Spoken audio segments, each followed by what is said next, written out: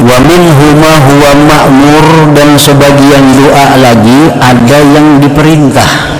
Nah, ini yang dimaksud di dalam hikmah ke-73 ini.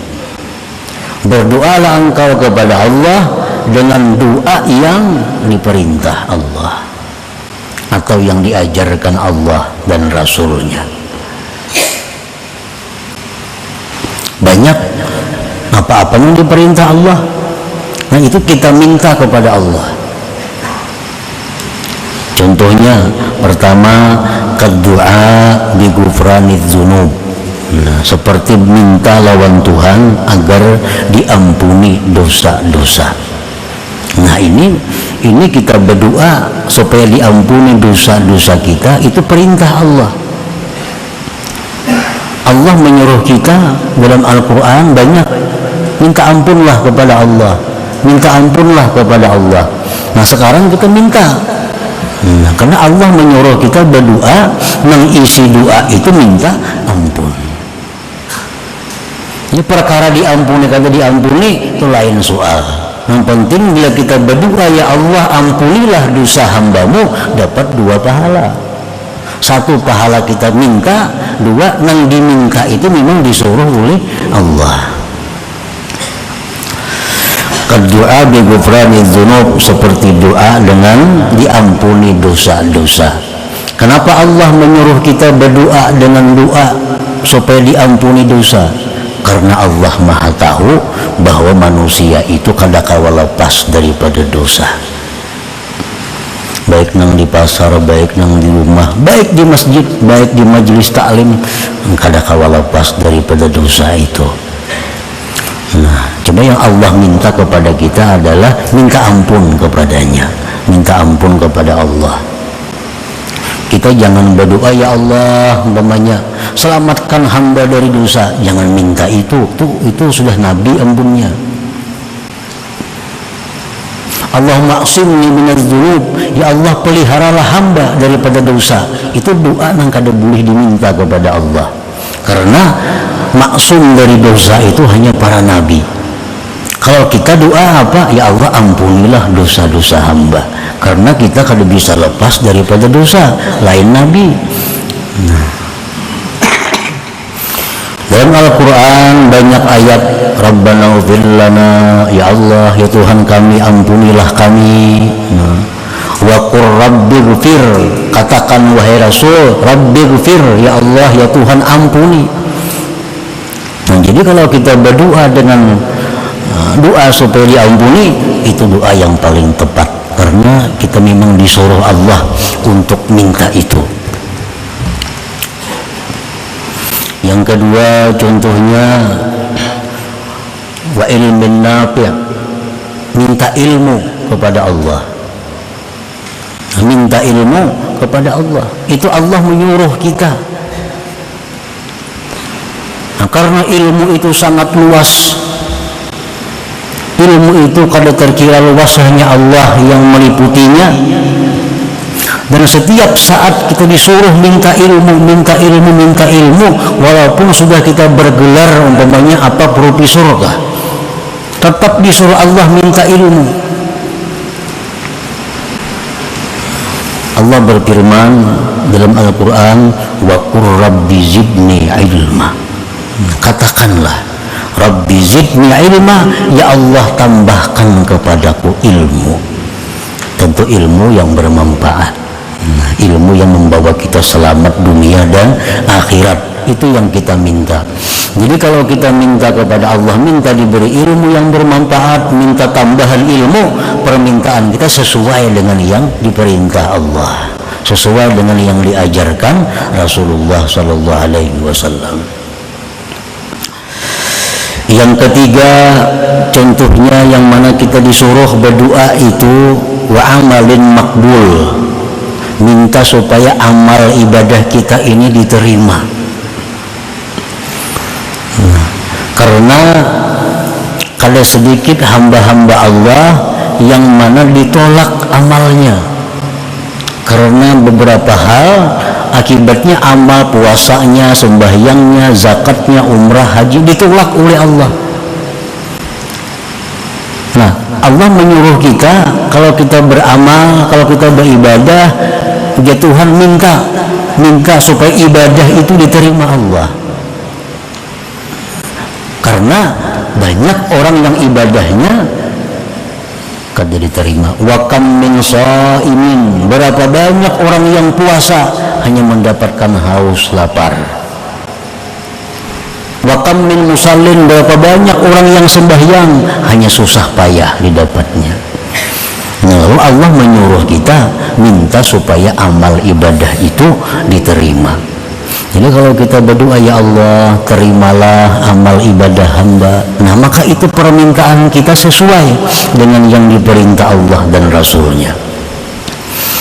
Dalam Al-Quran Allah berfirman, Rabbana taqabbal minna innaka antas sami'ul alim. Allah mengajari kita berdoa. Ya Tuhan, berdoalah dengan doa ini, Rabbana taqabbal minna, ya Allah terimalah amal ibadah kami ini. Yang keempat, contohnya lagi yang mana Allah perintahkan kita warizkin halal. Nah, kita minta rizki yang halal, karena rizki ini menurut mazhab ahlu sunnah wal jamaah, rizki itu yasmalul halal wal haram. Ngaran rizki itu mencakup halal dan haram. Orang yang banyak dapat duit haram itu banyak rezekinya, kada apa-apa, memang rezeki mencakup dengan yang haram. Nah, oleh karena demikian kita disuruh minta kepada Allah rezeki yang halal. Rasulullah SAW bersabda, idza sa'ala ahadukumur rizqa falyas'alil halal. Bila kalian minta rezeki kepada Allah, mintalah rezeki yang halal. Jangan hanya rezeki, ya Allah luaskan rezeki hamba, jangan itu, karena itu kada diajarkan oleh Allah dan Rasul. Rasulullah mengajarkan kalau minta rezeki kepada Allah, minta yang halal. Nah, jadi kita lawan Tuhan minta supaya diberi rezeki yang halal, itu sesuai dengan perintahnya, sesuai dengan yang diajarkan Rasulullah Sallallahu Alaihi Wasallam. Nah, yang kelima yang kita minta kepada Allah, azwaj wa zurriyah sulaha, pasangan zuriat yang saleh. Nah, kita minta kepada Allah diberi istri, diberi suami, diberi anak keturunan yang saleh. Nah, minta itu kita kepada Allah memang disuruh Allah minta. Allah mengajarkan dalam Al-Quran, Rabbana hablana min azwajina wa zurriyatina qurrata a'yun. Ya Allah, berikanlah bagi kami pasangan-pasangan kami, zuriat kami, qurrata a'yun, penyenang hati. Nah, penyenang hati itu akan didapat bagi seorang suami kalau istrinya itu salihah. Seorang perempuan akan dapat pasangan yang menyenangkan hati kalau suaminya saleh. Suami istri akan dapat penyenang hati kalau punya zuriat keturunan yang saleh. Coba orang ngisi anak datang mabuk ke rumah, kayak apa aja sugihnya, kayak apa aja nyamannya, kayak apa aja tinggi bangkat kedudukannya, datang kena anak ke rumah ditandu orang mabuk di tadi di bawah jembatan, adalah penyenang hati. Nah, jadi maka itu Allah meminta kepada hamba-hambanya ini supaya minta lawan Allah pasangan dan zuriat yang saleh itu.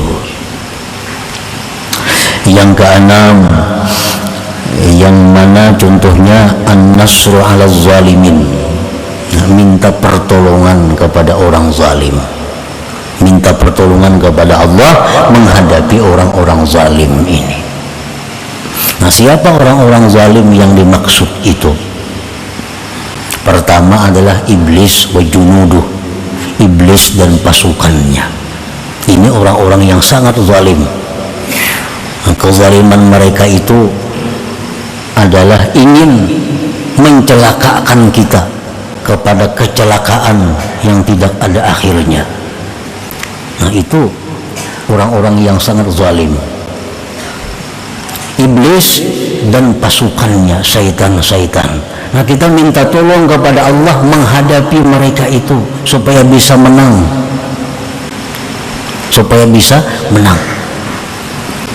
Siapa lagi orang-orang yang zalim, orang-orang kafir yang mereka itu berusaha menghancurkan umat Islam. Nah, kita minta kepada Allah agar ditolong menghadapi mereka itu. Orang-orang kafir yang mana mereka itu secara zahir berdamai kepada kita, tetapi secara tersembunyi mereka itu menghancurkan umat Islam. Orang-orang kafir yang membuat sabu-sabu, orang-orang kafir yang membuat heroin, itu orang-orang kafir yang berusaha menghancurkan moral umat Islam. Nah, kita minta tolong kepada Allah menghadapi mereka itu. Memang Allah menyuruh kita supaya kita minta kepada Allah untuk diberi kemampuan menghadapi orang-orang yang berbuat kerusakan seperti tadi. Allah berfirman dalam Al-Quran, mengajarkan sebuah doa kepada kita, Rabbin surni 'alal qaumil mufsidin. Ya Allah, ya Tuhanku, tolonglah hamba menghadapi kaum-kaum yang berbuat kerusakan itu. Nah, yang ketujuh, contohnya lagi, kita minta diselamatkan daripada bala. Minta diselamatkan daripada bala. Hakikat bala itu adalah sesuatu yang membawa kita ke neraka, itu bala namanya. Itu hakikat daripada bala. Sesuatu apapun yang membawa kita kepada dosa, itu bala.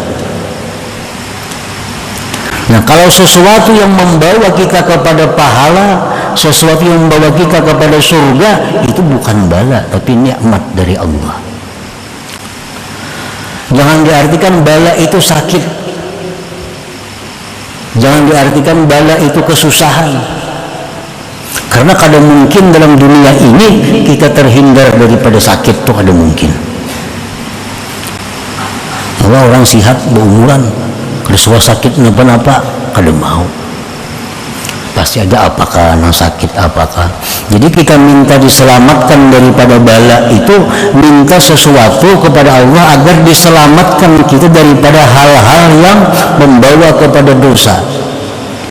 Kita dapat penyakit, timbul kita kada sabar, nah itu bala. Kita dapat musibah, lalu kita sabar, ridha, bukan bala, itu nikmat dari Allah.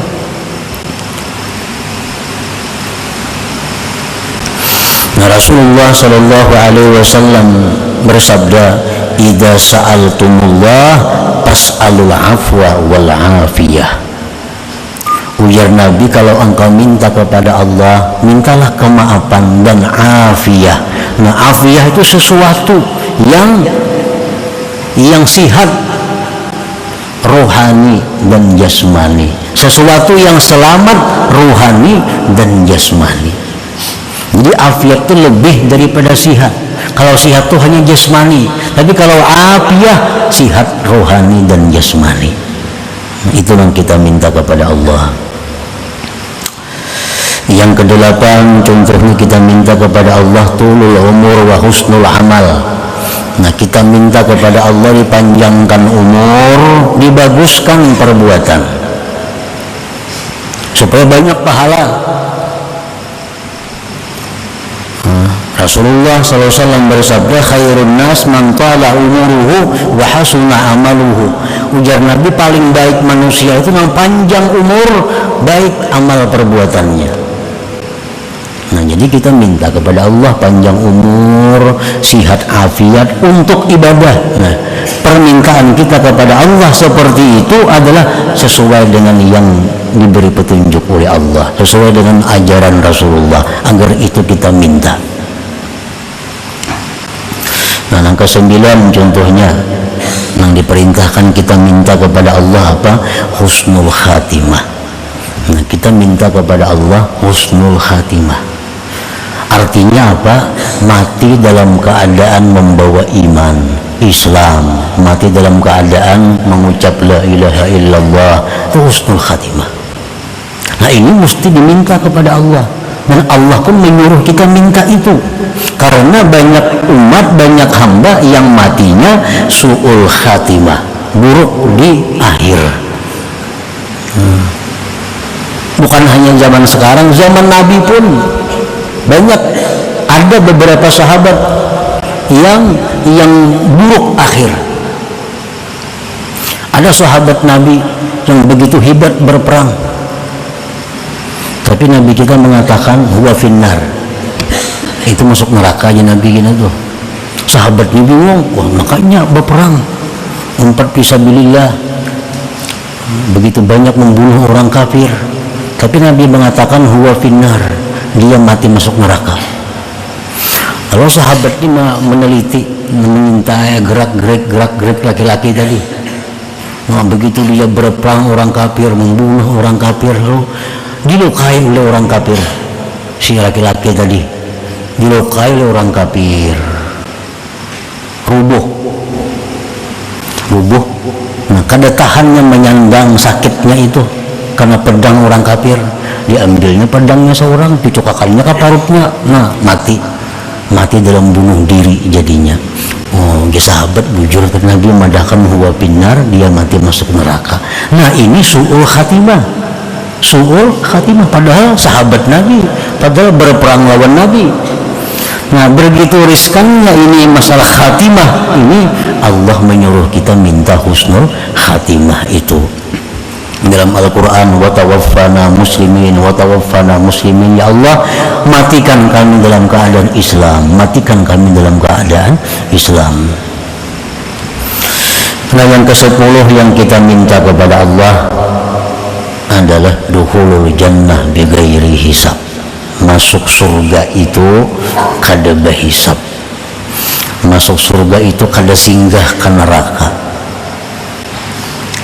Karena orang yang mati husnul khatimah itu bisa aja ke neraka dulu, karena direndam di neraka hanya dibangkit ke surga.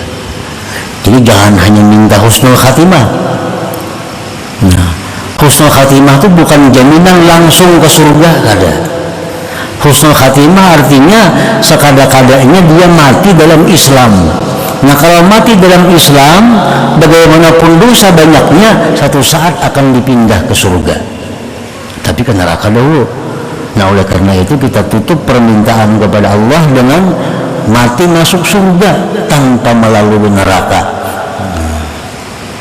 Nah, ada 500 tahun di neraka, kayaknya hanya diangkat. Hingga diangkat, ini latap nih, hilang.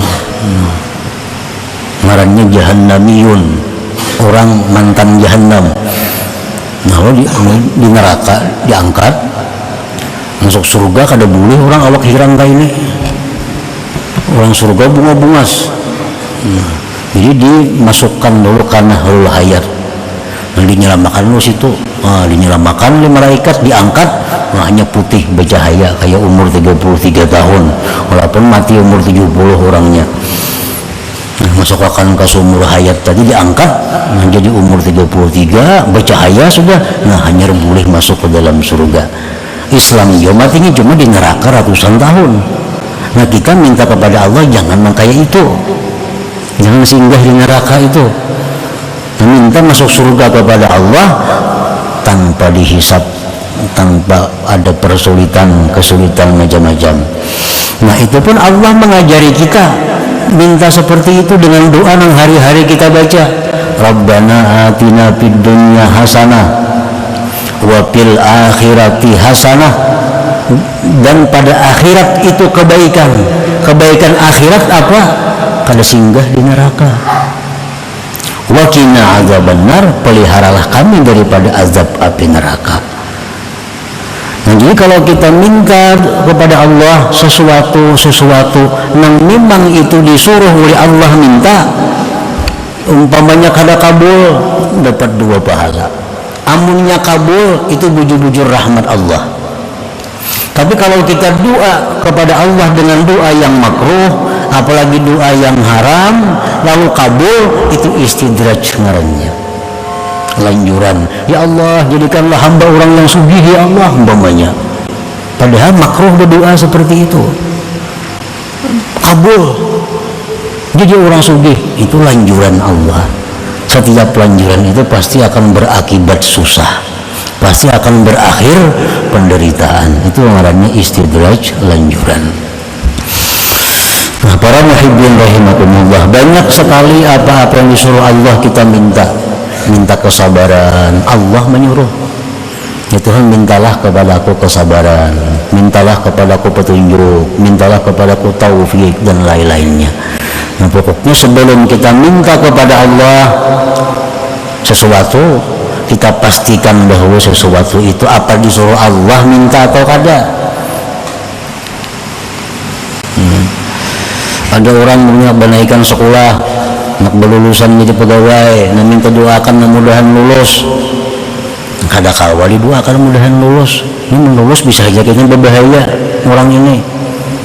Nah, jadi kalau hendak dia minta yang macam itu kepada Allah, ya Allah, nah pulan bin pulan lulusakan hanya sekolah, kalau itu baik baginya, nah, tambahi itu. Pengumuman kada lulus berarti baik kada lulus, ini artinya. Baik kada lulus. Jadi tambahi dengan ta'liqul khair, dengan ta'liq kebaikan. Ya Allah, jadikanlah hamba orang yang sugih kalau itu baik buat hamba. Ya Allah, sihatkanlah jasmani hamba, sihatkanlah, sembuhkanlah penyakit hamba jika itu membawa kebaikan lawan hamba. Karena sekali sedikit manusia yang begitu garing baik. Garing, tasbih jadi tangan. Sudah sigara kada ingat lagi di tasbih, baik garing berarti nih. Nah, jadi minta kepada Allah kesehatan jika itu kebaikan untuk hamba. Jadi kalau kita kada tahu yang kita minta nih akibatnya baik atau kada, nah tambahi doa itu. Ya Allah, nah ini hamba ada urusan ini, maka bereskanlah urusan ini jika itu membawa kebaikan kepada hamba. Nah, dengan demikian kada termasuk yang makruh kita minta kepada Allah Subhanahu wa ta'ala.